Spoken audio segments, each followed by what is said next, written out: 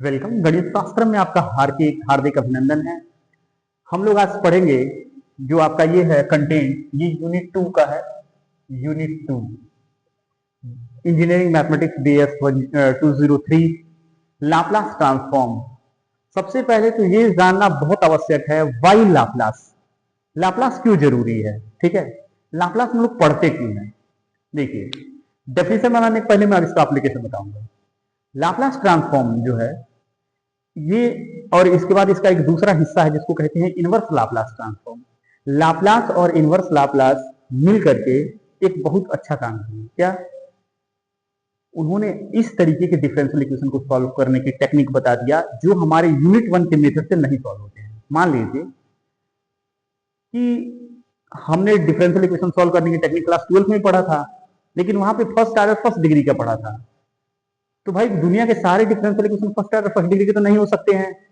इसलिए फिर जब हम लोग बीटेक में आए तो बीटेक में हमें पढ़ाया गया कि nth ऑर्डर के डिफरेंशियल इक्वेशन को हम कैसे सॉल्व करेंगे। यही पहला टॉपिक था, पहले यूनिट का पहला topic, nth order differential equation with constant coefficient. तो वहां सिखाया गया, फिर उसको सॉल्व करने के लिए कॉम्प्लीमेंट्री फंक्शन, पर्टिकुलर इंटीग्रल निकालना सिखाया गया। लेकिन उसके बाद भी जब सेकेंड ऑर्डर का डिफरेंशियल इक्वेशन आया, वो जितना पढ़े थे वो किसके लिए पढ़े थे? कांस्टेंट कोफिशिएंट के लिए।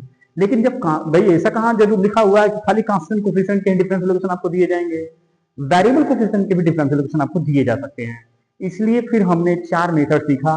When one part of complementary function is known, यानी changing dependent variable, normal form by changing independent variable, and the last one is the variation of parameter, जिसका डिस्कशन मैंने लास्ट लेक्चर में किया था।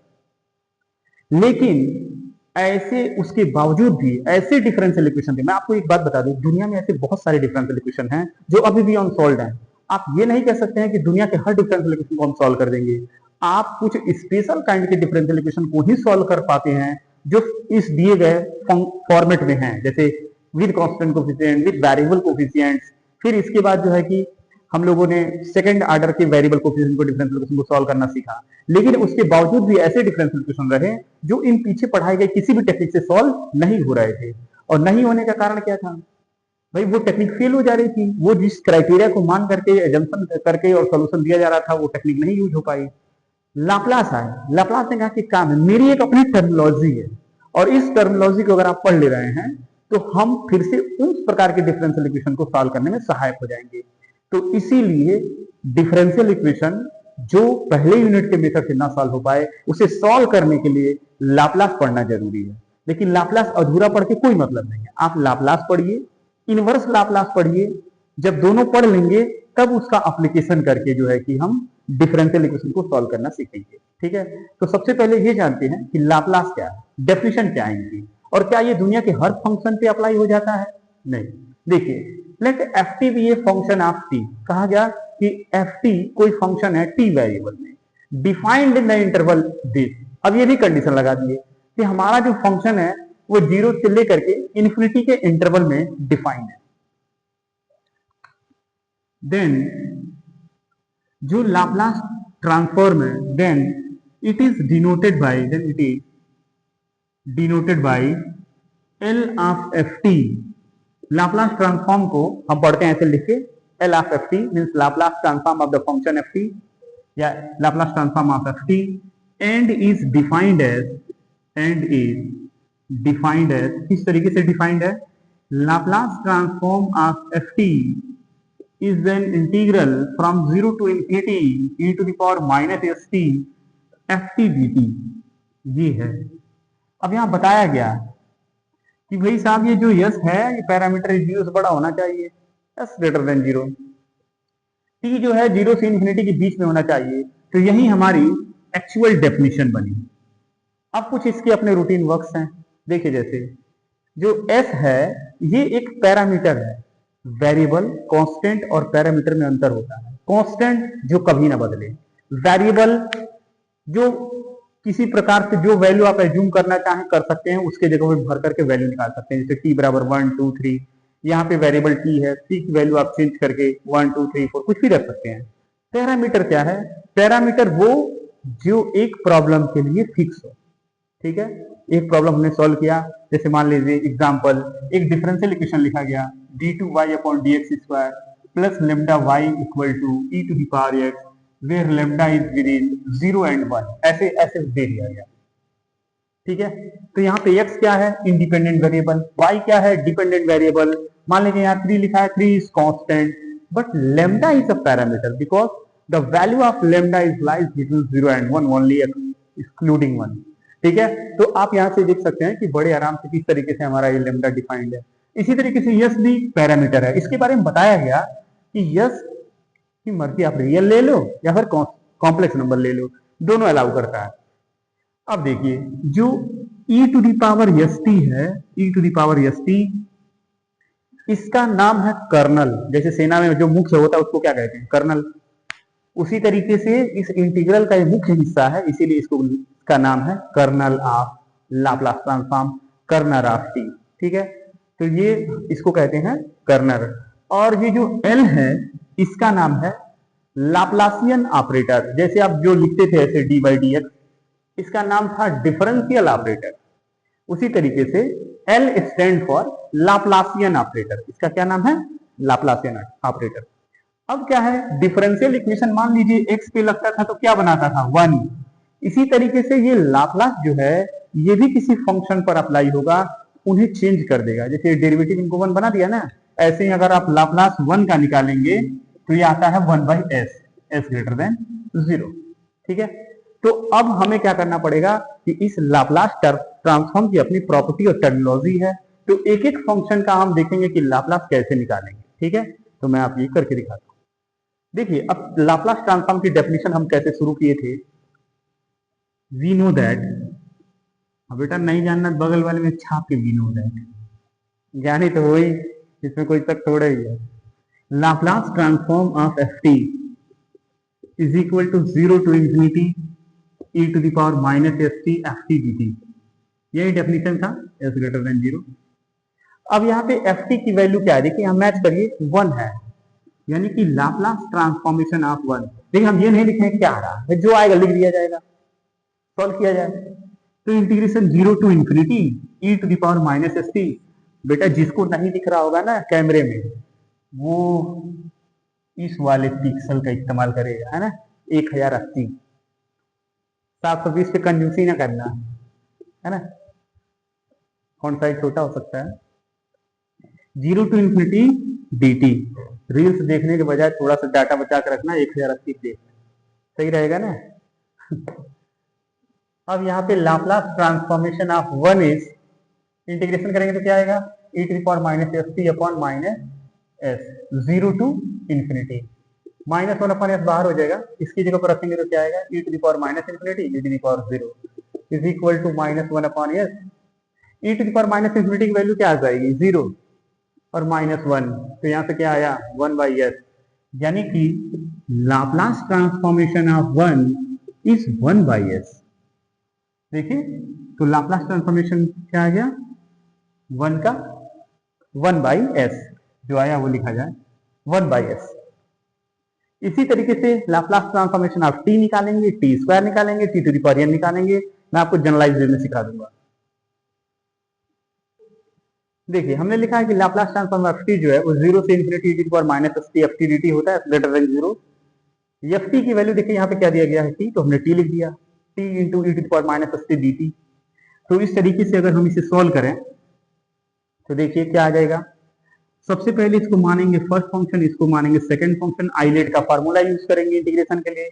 तो first function as it is, integration of second function, इसका integration कर दिए into 0 to infinity minus integration dx by dx। देखिए यहाँ पे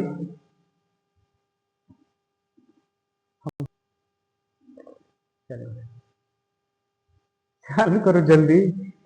देखिए यहाँ पे इसका जब हम डिफरेंशिएशन करेंगे, differentiation of first integration of second का होल इंटीग्रेशन, यही है ds। तो लाप्लास ट्रांसफॉर्मेशन ऑफ t जो है, यहाँ t की जगह पे इंफिनिटी रखिए, तो क्या करेंगे, इसको माइनस इंफिनिटी है ना, इसको जब वो नीचे लेंगे तो e to the power S t हो जाएगा, और वहां पे जब इंफिनिटी रखेंगे तो एक्सपोनेंशियल जो होता है वो लीनियर से स्पीडली बढ़ता है। ठीक है, तो इसका मतलब कि ये जो पहला वाला है वो 0 हो जाएगा, फिर माइनस, अब जब यहाँ पे t रखेंगे 0 फिर 0 हो जाएगा, ये 0 - 0 हो गया। अब इस पे आ जाए, माइनस और माइनस क्या हो जाएगा, प्लस। 1/s कहाँ आ जाएगा, बाहर, और ये बन जाएंगे 0 से इंफिनिटी e⁻⁻st dt। ठीक, अब इसको थोड़ा सॉल्व कर लें। 1/s, इसका इंटीग्रेशन क्या आएगा, e⁻⁻st और by minus s dt। dt क्यों हो गया ना इंटीग्रेशन। अब ये क्या बन जाएंगे, -1/s²। लिमिट यहाँ रख दीजिए, इनकी जगह पे लिमिट रख दीजिए e⁻∞ e⁻0, यानी कि -1/s², 0 - 1/s²। तो इस तरीके से जो लाप्लास ट्रांसफॉर्मेशन ऑफ t आया वो किसके बराबर आ गया, 1/s² के। तो देखिए यहाँ पे क्या मिल गया है, 1/s²। तो बड़े आराम से आप t भी निकाल लिए, t का निकाल लिए, t²। अगर इसी तरीके से देखा जाए, अगर आप t² यहाँ लेके जाके देखिए, t का निकल गया पूरा, ठीक है। अगर मान लीजिए यहाँ t² होता तो ये यहाँ नहीं रहता, फिर यहाँ पे t² आता, तो फिर आप इसे सॉल्व करते, तो 2 बार इंटीग्रेशन यूज होता, ठीक है। अब क्योंकि बार बार इसी एक ही प्रोसेस को हम नहीं एग्जीक्यूट करेंगे, 2 बार सॉल्व होता, तो वहां पे आता 2/s³। क्या आ जाता है यहाँ पे रिजल्ट, 2 आता, ठीक है। ऐसे t³ सॉल्व करते तो 3 आता, ठीक है ना। तो एक इंडक्शन प्रोसेस है जिसको मैं आपको लिख देता हूं यहाँ पे, लाप्लास ट्रांसफॉर्म ऑफ, एक उससे देता हूं t⁻n, कितना भी पावर आप लिख सकते हैं, ठीक है। तो हम लोग सॉल्व करते हैं। तीसरा है लाप्लास ट्रांसफॉर्म ऑफ t⁻n, जो आएगा देखा जाएगा। सॉल्यूशन, गिवन दैट, हम लोग को पता है कि लाप्लास ट्रांसफॉर्म ऑफ ft जो होता है वो 0 to infinity e⁻⁻st, आप यहाँ पे वी नो दैट लिखिए, we know that ft dt is equal to 0 to infinity e⁻⁻st और ft की जगह पे t⁻n dt। आप ऐसे कर सकते हैं सॉल्व इसे आराम से। अब देखिए, अब इसको सॉल्व करने के लिए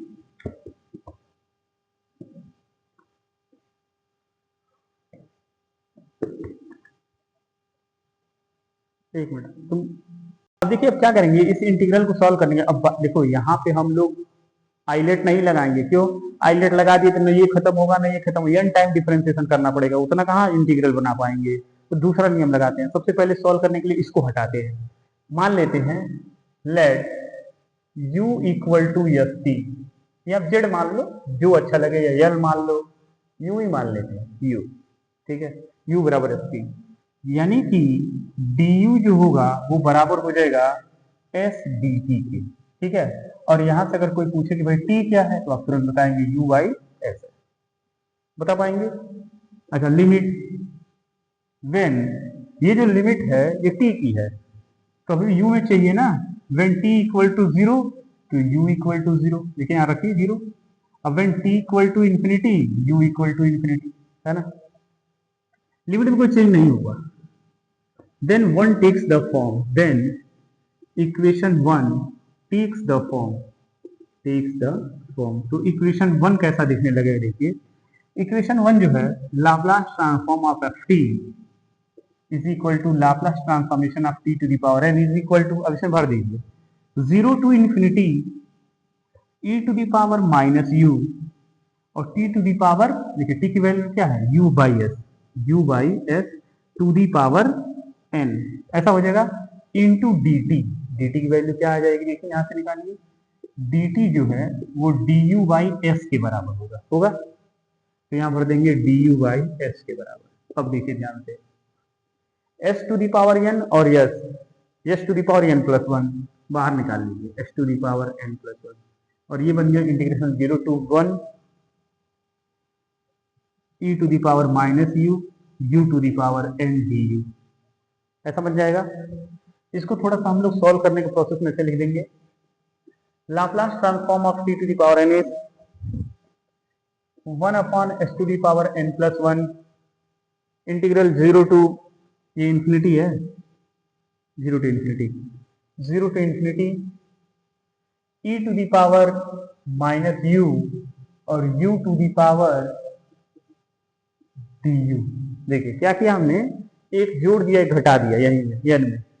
अब ये एक डेफिनेशन में गया, देखिए गामा n प्लस वन जो होता है integral 0 to infinity e to the power minus t और c to the power n minus one d t, यही डेफिनेशन है गामा n की। अब चेक करिए ये इसी के जैसा मैच नहीं कर रहा है, n की जगह पे n प्लस वन है, बस इतना ही अंतर है। तो किसके बराबर होता है, गामा n प्लस वन के। तो gamma n plus one upon s to the power n plus one, ये किसके बराबर हुआ, Laplace transform of t to the power n। ये रिजल्ट आया हमारे पास, यानी कि Laplace transform of t to the power n किसके बराबर हो गया, upon s to the power n plus one. अच्छा एक मजे की चीज और है कि आपने एक रिजल्ट पढ़ा था, रिजल्ट कि जो गामा n प्लस वन होता है ना वो n फैक्टोरियल के बराबर होता है यदि n Z union singleton zero का नंबर है, यानी इंटीजर है। इंटीजर है तो ये इसके बराबर होता है, क्यों ना इसको उठा के इनकी जगह पर रख दें। यानी कि Laplace transform of t to the power n is n factorial upon n to the power n when n is positive integer, या ये यहीं लिख दें n belongs to z union singleton zero. आप बड़े आराम से इसका इस्तेमाल कर सकते हैं। देखिए for n is equal to one s to the power one, यानी वन अपॉन एस, पहला रिजल्ट जो हमने किया था वो प्रूफ हो गया। दूसरा t के लिए जो हमने लिखा था n की वैल्यू जीरो रखेंगे तो पहला आया वन अपॉन एस, वन रखेंगे तो one factorial one, one plus one two हो जाएगा ना। तो बड़े आराम से वन अपॉन एस स्क्वायर हो गया। इसी तरीके से t to the power n का हमने यहाँ रिजल्ट निकाल दिया। तो आप इन दोनों रिजल्ट को लिख सकते हैं। अब हम देखेंगे e to the power at कैसे निकालते हैं। देखिए अब e to the power at कैसे सॉल्व करेंगे, फिर से लिखेंगे वी नो दैट, और इसके बाद से Laplace transform of F t जो है ये बराबर होता है 0 to infinity e to the power minus s t f t d t. ठीक है, यहाँ पे जो एफ टी है वो e to the power at है, 0 to infinity e to the power minus s t e to the power at d t. अब यहां से क्या करेंगे हम, is equal to integral 0 to infinity e to the power minus, अब इसको हम कॉमन लेंगे तो s minus a t d t हो जाएगा। देखिए अब यहाँ पे दोनों बेस बराबर है तो हमने पावर को ऐड किया, हम माइनस कॉमन कर लेते ऐसा आ जाएगा। और इसका हम इंटीग्रेशन अगर कर दें तो e to the power minus s minus a into t upon minus s minus a d t, d t कह रहा है 0 टू इन्फिनिटी। ठीक है, अब इसको t की जगह पर रख दीजिए। जब t की जगह पर हम रखेंगे तो पहले में आएगा e to the power minus infinity और दूसरी बार आएगा e टू दी पावर 0 और दोनों को नीचे लगा रहेगा s माइनस ए। इसकी वैल्यू होती है 0, इसकी वैल्यू 1 और नीचे आया s माइनस ए। ये माइनस माइनस क्या कर देगा प्लस, यानी कि ये आ गया 1 अपॉन s माइनस ए, यानी कि Laplace transform of e to the power it is this s greater than 0। देखिए आ गया ये। तो इस तरीके से यहाँ से हम लिख सकते हैं कि जो Laplace transform of e to the power at है वो किसके बराबर है, s माइनस ए के। अच्छा मान लीजिए अगर यहाँ पे कोई माइनस लगा के पूछे तब क्या होगा, यानी कि यहाँ माइनस आएगा, यानी कि यहाँ बीच में दोनों माइनस कॉमन लेंगे तो प्लस हो जाएगा, यानी ये सब बीच बीच में क्या हो जाएगा, प्लस हो जाएगा। यानी कि दूसरा रिजल्ट भी है कि Laplace transform of e to the power अगर माइनस एटी कोई पूछे तो आप बता देंगे कि वो s प्लस ए के बराबर है। ठीक है, और इसी तरीके से अगले मैं करके आपको दिखा देता हूँ साइन एटी और कॉस एटी के बारे में। अब हम सीखेंगे कि cos एटी और sin एटी के लाप्लास ट्रांसफॉर्म क्या होते हैं और कैसे निकाले जाते हैं, कैसे हम लोग की प्रैक्टिस में है। देखिए आप एक बहुत ही फेमस थ्योरम पढ़े होंगे, De Moivre theorem, sin theta plus cos theta, इसको हम लिखते हैं e to the power i into theta, ऐसे लिखते हैं। मान लीजिए for theta is equal to I A लिख देते हैं, सॉरी आई ए नहीं एटी लिख देते हैं। थीटा की वैल्यू क्या हो गई है 80, तो ये कैसा बन जाएगा, देखिए e to the power i at बराबर, ये गड़बड़ लिखी है सबसे पहले, थीटा ऐसे होता है। ठीक है, अब थीटा बराबर क्या लिख दिए हैं यहाँ पे e टू एटी, तो ये कैसा दिखेगा cos एटी प्लस आई साइन एटी, ऐसा दिख जाएगा। अब हम क्या करते हैं, इसको बना देते हैं इक्वेशन नंबर 1 और इधर से लगा देते हैं लाप्लासियन ऑपरेटर। एल का नाम है, इसका क्या नाम होता है, Laplacian operator. Taking Laplace on both side, जैसे डिफरेंशिएशन लेते थे दोनों ओर, taking Laplace on both side, दोनों ओर हम लोग लाप्लास ले लेते हैं। जब दोनों ओर हम लोग लाप्लास ले लेंगे तो ये बन जाएगा Laplace transform of e to the power i at, ऐसा बन जाएगा ना।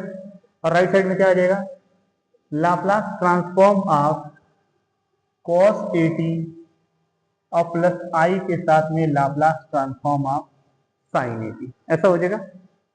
देखिए इसकी डेफिनेशन अभी हम लोग पढ़े थे कि ये बराबर होता है 1/s माइनस ए के, यानी जो t का ऐसा आ जाएगा s माइनस आई ए बराबर, इसको हम लिख सकते हैं लाप्लास ट्रांसफॉर्म ऑफ cos 80 और plus I times Laplace transform, linear property लगा दी, जैसे डी बाई डी एक्स बढ़ता था वैसे लाप्लास भी बढ़ जाता है, एक बार इनके पास एक बार इनके पास, कांस्टेंट जो है बाहर आ जाएंगे।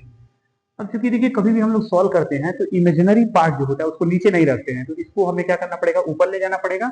तो उसके लिए क्या करना पड़ेगा, रेशनलाइजेशन, ये साइन बदल दीजिए, ऊपर नीचे गुणा कर दीजिए, कोई दिक्कत नहीं होता। और राइट साइड वाला ऐसे चलने दीजिए, cos 80 plus i Laplace transform of sine 80, ठीक है। अब देखिए इसमें ऊपर रहेगा s plus i a upon a minus b a plus b, s square minus i a का whole square equal to Laplace transform of cos 80 plus i Laplace transform of sine 80, और यहाँ से लिख सकते हैं s upon s square plus a square और plus i के साथ में a upon s square plus a square, ऐसे हो जाएगा। और इसको हम लिख सकते हैं लाप्लास ट्रांसफॉर्म ऑफ cos 80 और प्लस आई के साथ में लाप्लास ट्रांसफॉर्म ऑफ साइन 80। अब देखिए comparing real and imaginary part, a plus i b, a plus i b, तो भाई रियल रियल के बराबर, इमेजिनरी इमेजिनरी के बराबर, ठीक है। Comparing real and imaginary part, तो यहां से आया कि लाप्लास ट्रांसफॉर्म जो cos 80 है ये बराबर है s upon s square plus a square के, एंड लाप्लास ट्रांसफॉर्म ऑफ जो साइन 80 है ये बराबर है a upon s square plus a square, ठीक है। तो दो रिजल्ट हमारे पास आ गए, s square plus a square, और यहाँ पे आ जाएगा a upon s square plus a square, ठीक है। तो दोनों रिजल्ट देखिए कितने आराम से आपके सामने प्रूफ हो गए।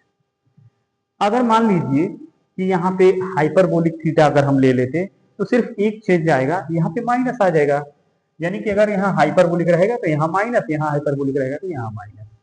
तो बड़े आराम से कुछ रिजल्ट्स के हमने प्रूफ देखे कि उसके लाप्लास कैसे निकालते हैं। मैं एक बार समराइज कर देता हूं कि कौन कौन से फॉर्मूले हमने पढ़ लिए हैं। कुछ लाप्लास के रिजल्ट मैं आपके सामने प्रस्तुत करता हूं। फर्स्ट रिजल्ट है Laplace transformation of 1 is 1/s S greater than 0। दूसरा है कि लाप्लास ट्रांसफॉर्मेशन ऑफ t क्या है, तो 1/s स्क्वायर, आपको प्रूफ करके मैंने दिखाया है। तीसरा था, मान लीजिए कि लाप्लास ट्रांसफॉर्म ऑफ अगर t स्क्वायर को लिख दे तो आप लिखेंगे 2 फैक्टोरियल अपॉन stu। चौथा हमने आपको सिखाया कि Laplace transformation of t to the power n कैसे निकालते हैं, जिसको मैंने बताया था gamma n plus 1 upon s to the power n plus 1 s greater than 0। और अगर मैंने फिर एक चीज और बताया था, आप इसको ऐसे लिख लीजिए, और ये n फैक्टोरियल अपॉन s की पावर n प्लस 1 के बराबर है अगर n बिलोंग कर रहा है z प्लस यूनियन सिंगलटन 0 में, ठीक है। पांचवा रिजल्ट है हमारे पास, हमने सीखा कि Laplace transform of e to the power 80 क्या है, तो 1 अपॉन s माइनस a।